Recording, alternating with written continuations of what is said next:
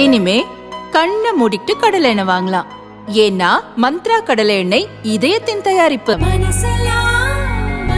தேர்தல் நேர்மையாக நடைபெற வேண்டும், அதன் மூலமாக நேர்மையாளர்கள் வெற்றி பெற வேண்டும் என்பதுதான் ஜனநாயகத்தின் நடைமுறை. ஆனால் இங்கே உள்ள திராவிட முன்னேற்ற கழக அரசு அவர்களுக்கு எப்பொழுதெல்லாம் தோல்வி பயம் வருகிறதோ உடனே அவர்கள் மாற்று பாதையை கடைபிடிப்பது வழக்கம். அதே போல தென் சென்னையிலும் அவர்கள் மயிலாப்பூரில் 13வது வாக்குச்சாவடியில் 122வது வட்டத்தில் 50 பேர் புகுந்து உள்ளே உள்ள ஏஜென்ட்டுகளையெல்லாம் அடித்து துரத்திவிட்டு கள்ள ஓட்டு போட முயற்சி செய்தார்கள். அதற்கு பின்பு அதை போலீஸ் அப்சர்வருக்கு எங்களது சகோதர செயலாளர் அண்ணன் கரத்தே தியாகராஜன் அவர்கள் அதற்காக சென்று போலீஸ் அப்சர்வரை பார்த்த பின்பு சீஃப் ஏஜென்ட்டாக இருக்கின்ற அண்ணன் துணைத் தலைவர் கருநாகராஜன் போன்றவர்கள் எல்லாரும் அதற்காக கம்ப்ளைண்ட் கொடுத்ததுக்கப்புறம் போலீஸ் அப்சர்வரின் நடவடிக்கையினால் சில நடவடிக்கைகள் எடுக்கப்பட்டிருக்கிறது.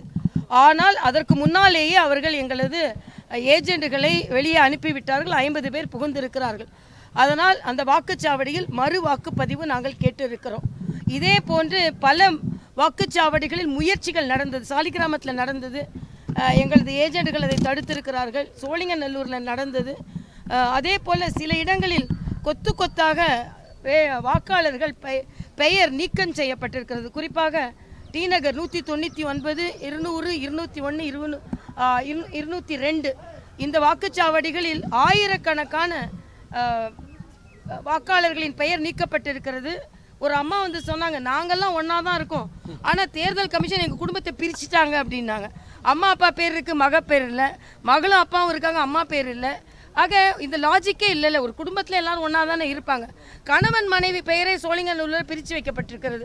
ஆக தேர்தல் கமிஷன் இதில் கொஞ்சம் கவனம் செலுத்தணும் அப்படின்றது எனது எண்ணம். ஆக திராவிட முன்னேற்ற கழகம் இதை போல் அராஜகத்தில் ஈடுபடக்கூடாது என்பதையும் நாங்கள் வலியுறுத்துகிறோம்.